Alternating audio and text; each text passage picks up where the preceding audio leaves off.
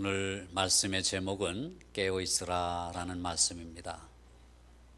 깨어 있다는 것은 잠자지 않고 있다는 것이죠. 깨어 있으라라는 말을 성경에서 가장 많이 말씀하신 분이 예수님이십니다. 성경에 수없이 많이 나오는 깨어 있으라 하는 말씀이 예수님께서 제일 많이 우리에게 말씀하신 것입니다. 예수님은 특별히 깨어 있으라라는 말씀을 종말의 때에, 세상 마지막 때와 관련시켜서 그렇게 말씀하십니다. 2000년 전에 예수님께서 다시 오실 주님을 대망하며 깨어 있으라라고 말씀했다면 2000년이 지난 지금은 더더욱 우리는 깨어 있어야 할 것입니다. 깨어 있으라, 깨어 있으라, 깨어 있으라. 우리가 깨어 있는지 잠자고 있는지를 점검할 수 있는 방법이 있다면 가장 좋은 방법이 지금 당장 주님이 오신다고 했을 때 그 주님 앞에 내가 담대한 마음으로 또 기쁨으로 주님을 영접할 준비가 되어 있는가, 그것을 점검해 보면 내가 깨어 있는지 잠자고 있는지를 알게 됩니다. 산이여 나를 가리워 달라, 바위여 나를 가리워 달라. 부끄러워서 주님이 오늘은 오시지 않았으면 좋겠다, 내가 조금 더 준비된 상태에 주님이 오시면 좋겠다, 이렇게 생각이 들면 우리는 잠자고 있는 것입니다. 신약 성경은 특별히 깨어 있으라라는 말씀으로 가득하다고 해도 과언이 아닙니다. 어느 날에 주님이 오실지 모르기 때문에 깨어 있으라 이렇게 말씀하셨습니다.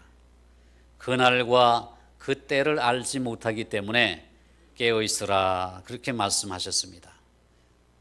집 주인이 집을 떠나서 멀리 타국으로 가면서 그 종들에게 각기 사물을 맡기고 문지기에게 이르기를 내가 언제 돌아올지 모르니 준비하고 깨어 있으라 그렇게 말씀하십니다.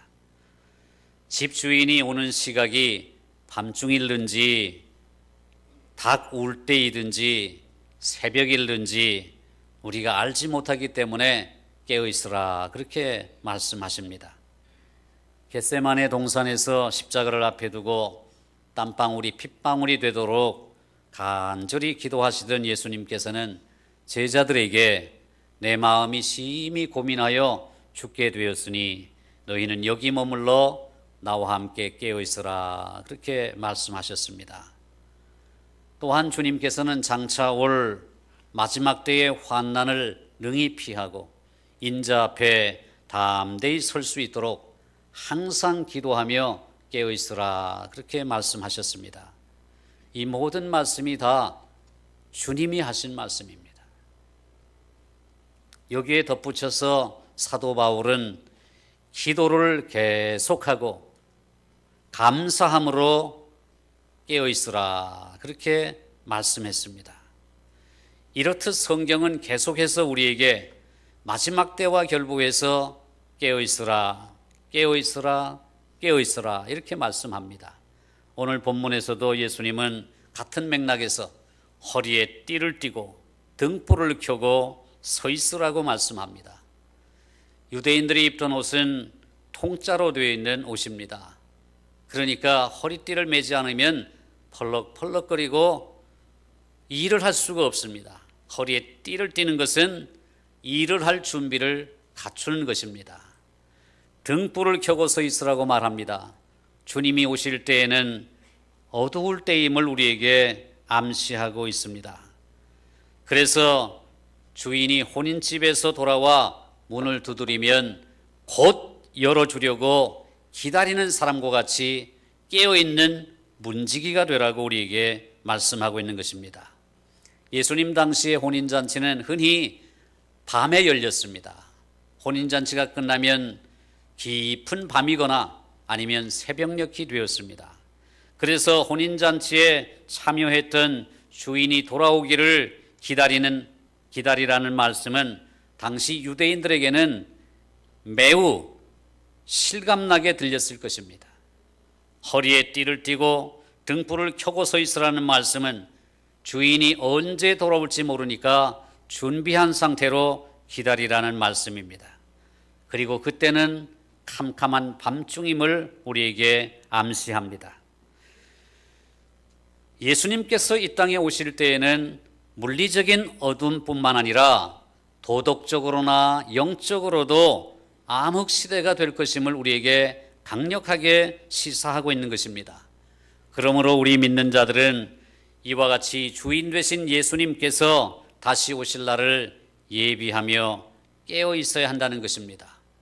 우리는 모두가 착하고 충성된 그리고 신실한 문지기가 되어야 합니다. 예수님께서 이 땅에 다시 오실 때를 대비해서 허리에 띠를 띠고 손에는 밝은 등불을 켜들고 또 언제 오실지 모르니까 기름을 예비하여 그 주인을 기다려야 된다는 말씀입니다.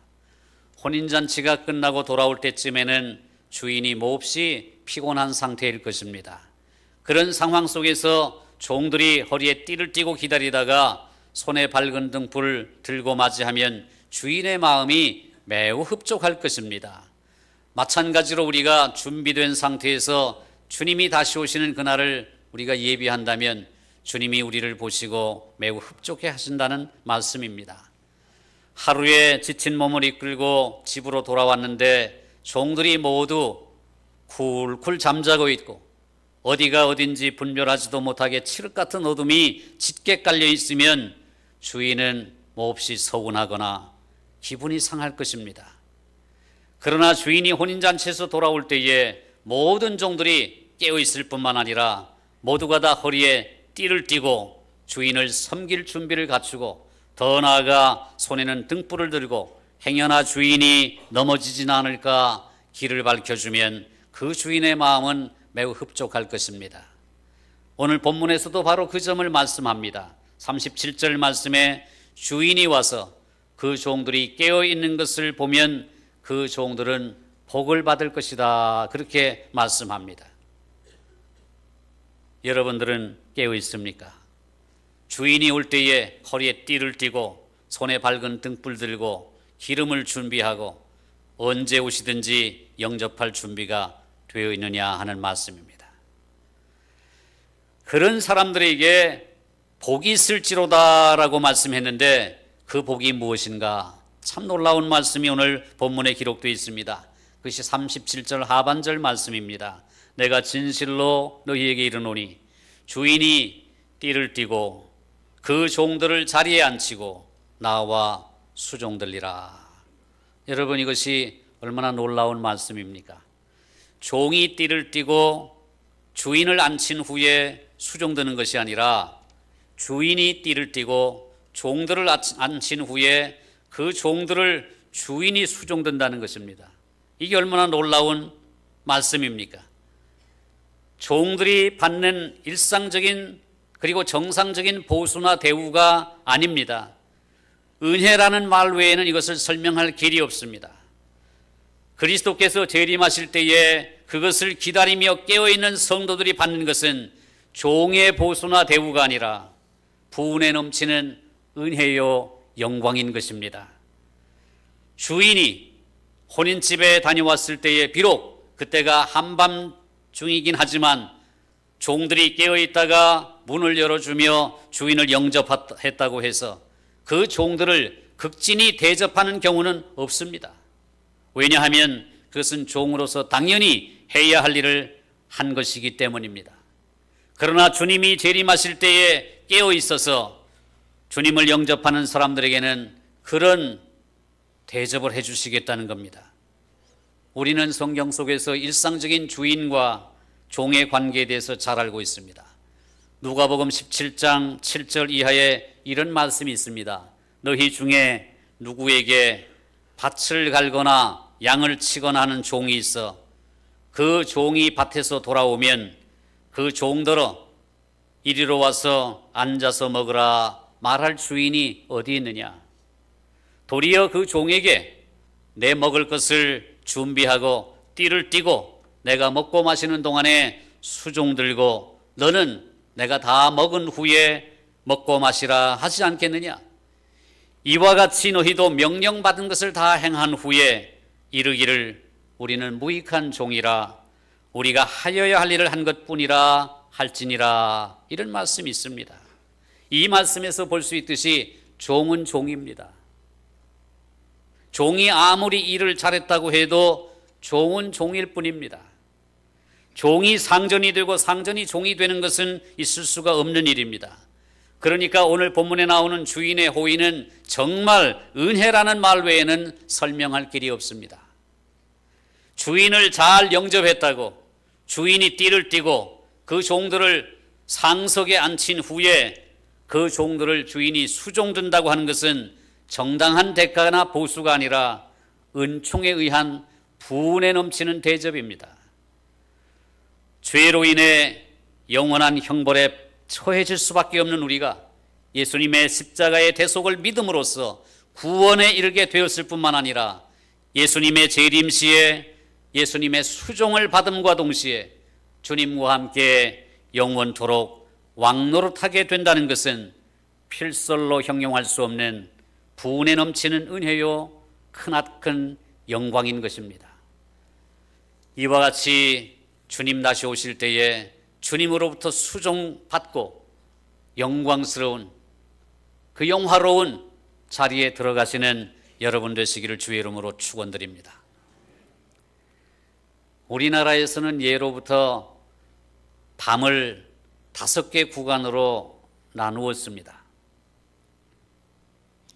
우리나라는 저녁 7시부터 다음날 새벽 5시까지 10시간을 5등분으로 나누어서 1경, 2경, 3경, 4경, 5경이라고 했습니다.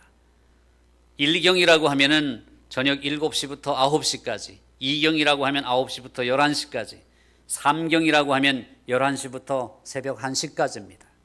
그렇게 1, 2, 3, 4, 5경으로 10시간을 나누었습니다. 뿐만 아니라 하루 24시간을 12간지를 사용해서 자축인묘 진사오미 신유술회 이렇게 해가지고 2시간 단위로 나누었습니다. 그래서 우리가 잘 알듯이 밤 12시가 자십니다. 그래서 2시간 단위이기 때문에 오후 11시, 밤 11시부터 새벽 1시까지가 자십니다. 그렇게 자축인묘 진사오로 돌아가면은 오시가 바로 우리가 낮 12시라고 하는 것입니다. 그러니까 오전 11시부터 오후 1시 사이가 오시인 것입니다. 자시가 정확하게 정각자시라고 해서 자정이라고 합니다. 그게 밤 12시입니다. 오시가 정각오시라고 해서 정오 또는 오정이라고 합니다. 그래서 그것이 낮 12시입니다. 이렇게 시간 단위를 우리는 12간지를 사용하든지 밤을 1경, 2경, 3경, 4경, 5경으로 나누든지 이런 식으로 나눕니다. 로마 사람들도 밤의 단위를 나눕니다. 이 로마 사람이나 유대인들은 밤을 12시간으로 생각했습니다. 저녁 6시부터 그 다음날 오전 6시까지 이 12시간이 밤입니다. 근데 로마 사람들은 4등분으로 나누었습니다. 로마 사람들은 1경 하면은 저녁 6시부터 3시간 단위니까 저녁 9시까지 9시부터 12시까지가 2경입니다. 12시부터 3시까지가 3경이고 오전 3시부터 6시까지가 4경입니다. 그러나 유대인들은 이 밤의 12시간을 3등분으로 나눴습니다. 저녁 6시부터 밤 10시까지가 1경입니다. 밤 10시부터 새벽 2시까지가 2경입니다. 그리고 새벽 2시부터 오전 6시까지가 3경입니다. 오늘 본문을 보시면 뭐라고 말씀합니까? 주인이 혹 2경에나 혹 3경에 이르러서도 종들이 그같이 하고 있는 것을 보면 그 종들은 복이 있을 것이다. 그렇게 말씀합니다. 예수님께서 지금 제자들에게 또 유대인들에게 하는 말씀이기 때문에 아마도 여기에서 2경과 3경은 유대인들의 관습에 의한 밤을 나누는 단위일 것입니다. 그렇다면 2경은 몇 시부터 몇 시까지입니까? 밤 10시부터 새벽 2시까지입니다. 삼경은 새벽 2시부터 오전 6시, 아침 6시까지입니다. 이경이나 삼경이라고 하는 것은 밤 10시부터 새벽 6시까지입니다. 날밤을 꼬박 세우는 것입니다. 한잠도 자지 못하는 것입니다. 주인이 혹 이경에 올지 혹 삼경에 올지 밤 10시부터 새벽 6시까지 날밤을 꼬박 세우며 주인을 기다리는 종들은 복되다는 것입니다. 그야말로 날밤을 세우며 주인이 오기만을 기다리고 허리에 띠를 띠고 손에 등불을 켜고 서 있는 종들이 복되다는 것입니다. 여러분, 우리가 이 대목에서 주목할 것은 주인이 오는 정확한 시간을 아무도 모른다는 것입니다. 일찍 오면 밤 10시에 올 수도 있고 늦게 오면 새벽 6시에 올 수도 있습니다. 그러니까 언제 올지 모르니까 준비된 상태로 있어야 된다는 것입니다. 그리고 밤에 잠을 한 잠도 자지 않고 밤새도록 기다린다고 하는 것은 어려움을 견뎌내야 한다는 것입니다. 주님이 오시기만을 기다리는 사람들은 많은 고난을 겪게 될 것입니다. 그러나 그것을 믿음으로 인내해야 된다는 것을 우리에게 말씀하고 있습니다. 사랑하는 성도 여러분, 주님이 다시 오시는 날은 이렇게 등불 들고 서 있으라는 말씀 속에 그때에는 어둠이 세상 가득할 것을 우리에게 가르쳐 줍니다. 오늘날 우리 시대를 보면 정말 많은 우려가 됩니다. 모두들 다 말세지말이라고 하고 소돔 고모라의 시대보다 오히려 더 타락한 시대라고 말합니다. 존속 살해 사건이 끊임없이 벌어집니다. 자녀를 죽이는 비속 살해 사건도 너무나 자주 일어납니다. 100년 해로하며 약속했던 부부간에도 살해 사건이 끊이지 않고 일어났습니다. 사귀던 여자가 사귀던 남자가 그만 배신했다고 해서 죽이는 여친 남친 간의 살해도 끊임없이 일어납니다.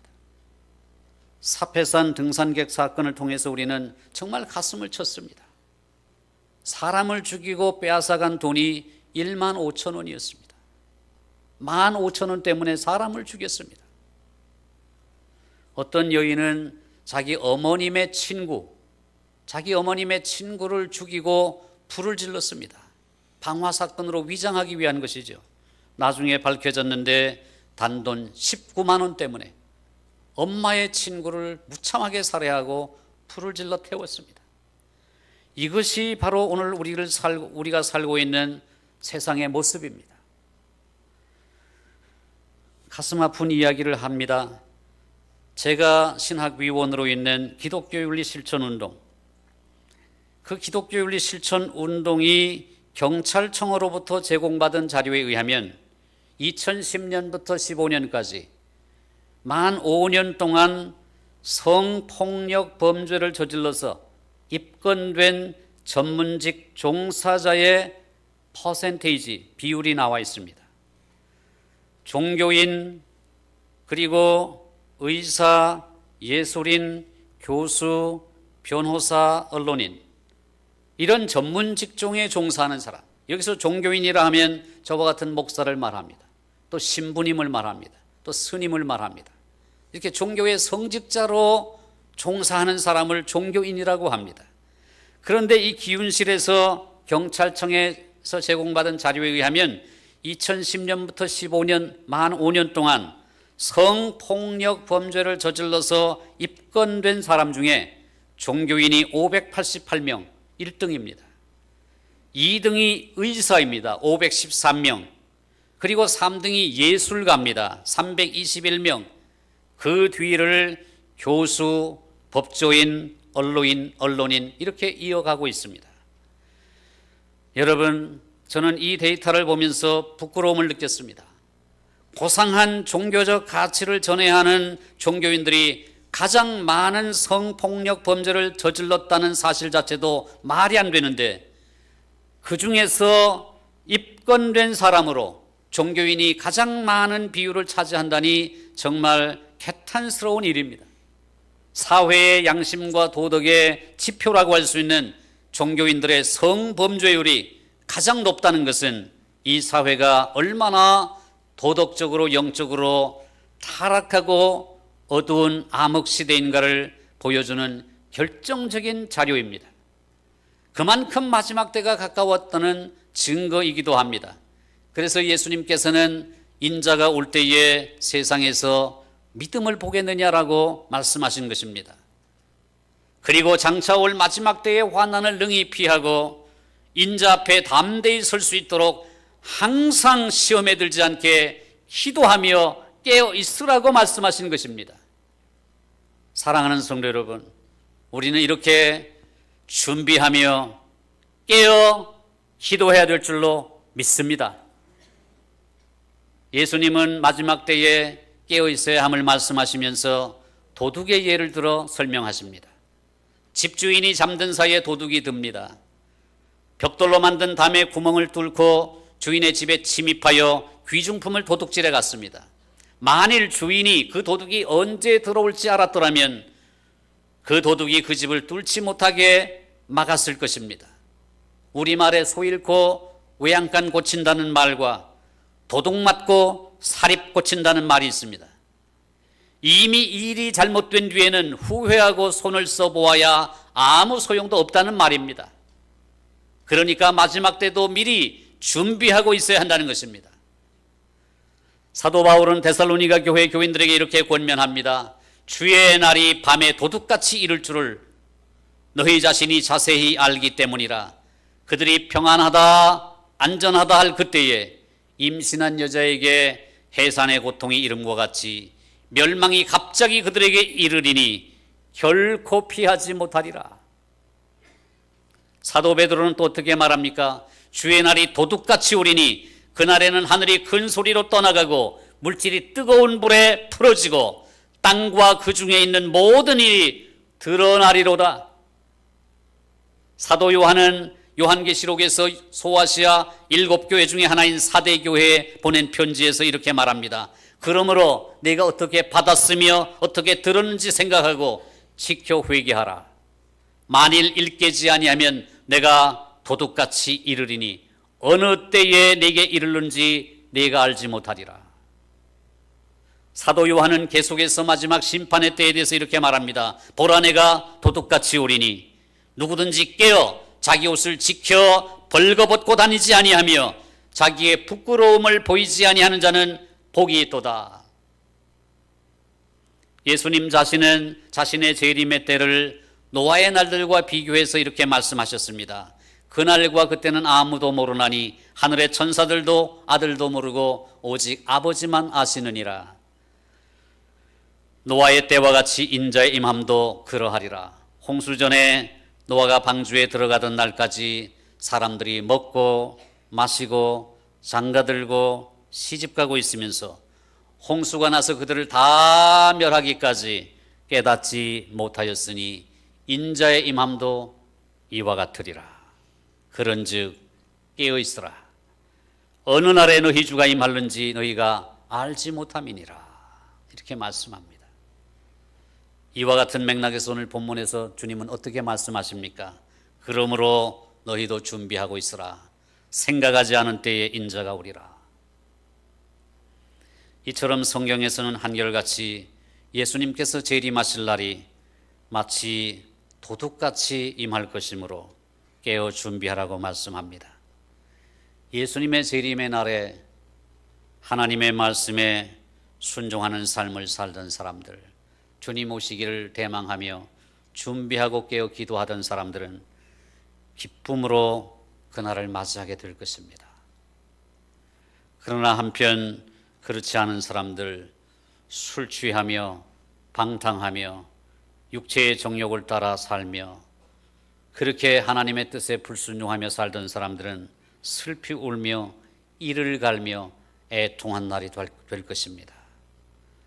오늘 예수님께서 우리에게 들려주신 말씀은 주님이 오시기 전에 많은 사람들이 임박한 심판을 무시하며 살고 있을 것을 암시합니다. 예수님의 오심은 예고되지 않고 임합니다. 그러나 어느 정도 시대의 징조를 보고 알 수 있습니다. 준비되지 않은 사람들에게는 도둑같이 임하지만 준비된 사람에게는 주님의 오심에 놀라지 않고 기쁨으로 주님을 영접하는 축제의 날이 될 것입니다. 여러분은 어느 편에 서 계십니까? 초대교회 성도들은 인사말이 마라나타였습니다. 만나면 마라나타, 마라나타, 마라나타 인사말입니다. 주여 오시옵소서, 주 예수여 오시옵소서 인사말입니다. 예수님의 재림을 갈망하는 애절한 소망과 고난을 극복하는 힘으로 주님 오심을 서로의 가슴에 아로 새겨준 것입니다. 마라나타, 마라나타. 그 말은 내가 주님이 오심을 갈망하는 말일 뿐만 아니라 당신은 주님 오심을 갈망하고 있습니까? 주님 오심을 준비하고 있습니까? 그런 인사말이기도 했습니다. 태초에 하나님이 천지를 창조하시니라. 창조의 선언이 성경의 첫 구절입니다. 근데 성경의 마지막 구절이 뭔지 기억하십니까?